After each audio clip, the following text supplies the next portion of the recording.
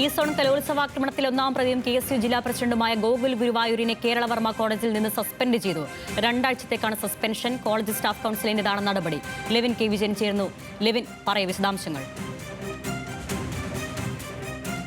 വിദ്യാർത്ഥിയും SFI unit സെക്രട്ടറിയുമായ അക്ഷയ് കൃഷ്ണനെ അതിക്രൂരമായി ആയുധം ഉപയോഗിച്ച് മർദ്ദിച്ച് കൊലപ്പെടുത്താൻ ശ്രമിച്ച കേസിൽ KSUവിന്റെ ജില്ലാ പ്രസിഡന്റും ജില്ലാ നേതാവായ അക്ഷയും അടക്കം കേസിൽ പ്രതിയായ സാഹചര്യത്തിലാണ് കോളേജ് കൗൺസിൽ യോഗം ചേർന്ന് വിദ്യാർത്ഥികളെ സസ്പെൻഡ് ചെയ്യാനുള്ള ഒരു തീരുമാനം എടുത്തിരിക്കുന്നത്.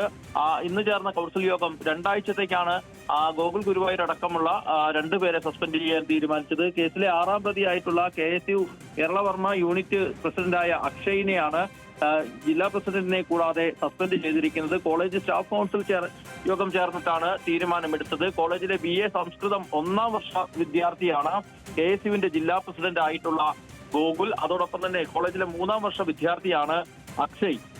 കോളേജിലെ തന്നെ വിദ്യാർത്ഥിയായ SFI 3ാം വർഷ വിദ്യാർത്ഥിയായ SFI യൂണിറ്റ് സെക്രട്ടറി ആശിഷ് കൃഷ്ണനെയാണ് കഴിഞ്ഞ ദിവസങ്ങൾ മാള ഹോളി ഗ്രേസ് കോളേജിൽ നടന്ന കാലിക്കറ്റ് യൂണിവേഴ്സിറ്റി ഡി-സോൺ കലോത്സവത്തിനിടെ വിദ്യാർത്ഥി സംഘർഷത്തിന്റെ ഭാഗമായി ഈ ഗോകുൽ അടക്കമുള്ള 13 പ്രതികൾ ചേർന്ന് മർദ്ദിച്ച് കൊലപ്പെടുത്താൻ ശ്രമിച്ചത്. മുളവടിയും ഇരുമ്പ് ദണ്ടും മറ്റായുധങ്ങളും ഉപയോഗിച്ച് ക്രൂരമായ മർദ്ദനമാണ് വിദ്യാർത്ഥിക്ക് ഏറ്റുവാങ്ങേണ്ടി വന്നത്. അതീവ ഗുരുതരാവസ്ഥയിലായ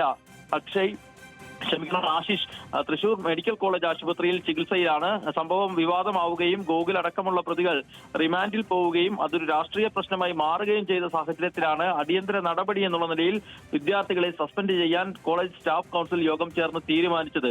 അതിനിടെ കേരളവർമ്മ കോളേജിലെ വിദ്യാർത്ഥിയെ ആക്രമിച്ച ഇതേ സംഘം രക്ഷപ്പെടുന്നതിന് വേണ്ടി മാള CI വാഹനം ആംബുലൻസ് തയ്യാറാക്കി നൽകുന്ന ദൃശ്യങ്ങൾ ഇതിനോടകം തന്നെ നമുക്ക് ലഭ്യമായിട്ടുണ്ട്.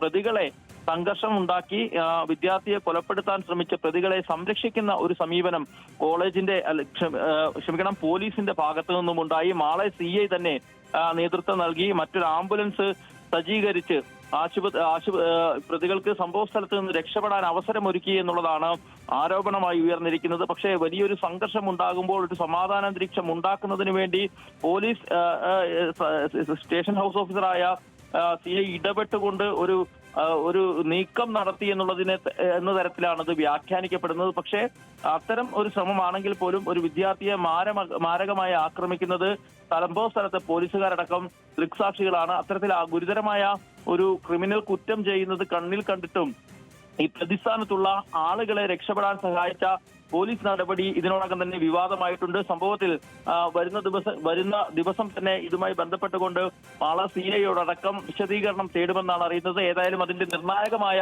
CCTV ദൃശ്യങ്ങളാണ് ഇപ്പോൾ പുറത്തു വന്നിരിക്കുന്നത്. പോലീസ് കൂടി ചേർന്ന് പ്രതികളെ രക്ഷപ്പെടാൻ സഹായിച്ചു എന്നുള്ളതാണ് SFI ഉന്നയിക്കുന്ന ആരോപണം. നേരത്തെ ഈ സംഭവത്തിൽ പോലീസിനാണ് ഗുരുതരമായ വീഴ്ച പറ്റിയത്. പോലീസ് SFIയെ സഹായിച്ചു, നിസ്സംഗത പാലിച്ചു എന്നുള്ള ആരോപണങ്ങൾ രമേശ് ചെന്നിത്തല അടക്കമുള്ള കോൺഗ്രസ് നേതാക്കൾ ആരോപിച്ചിരുന്നു. അതേസമയത്ത് ഇന്ന് തൃശൂർ റേഞ്ച് DIGയുടെ ഓഫീസിന് മുന്നിൽ കോൺഗ്രസ് നേതാക്കൾ ചേർന്ന് ഏറെ സമയത്ത് ഉപരോധ സമരവും നടത്തി. പോലീസിനെതിരെ കോൺഗ്രസ് ആരോപണം ഉന്നയിക്കുമ്പോൾ നേരെ തിരിച്ച് പോലീസ് പ്രതികളെ സഹായിക്കുന്ന ദൃശ്യങ്ങളാണ് ഇപ്പോൾ പുറത്തു വന്നിരിക്കുന്നത്. അരുണ്യ, ഇതാണ് ഡി-സോൺ കലോത്സവത്തിലെ സംഘർഷവുമായി ബന്ധപ്പെട്ട കേസിൽ 1ാം പ്രതിയും KSU ജില്ലാ പ്രസിഡന്റുമായ ഗോകുൽ ഗുരുവായൂരിനെ കേരളവർമ്മ കോളേജിൽ നിന്ന് സസ്പെൻഡ് ചെയ്തിരിക്കുന്നതാണ് വാർത്ത. ലെവിൻ കെ വിജയനാണ് വാർത്തയുടെ വിവരങ്ങൾ നൽകിയത്.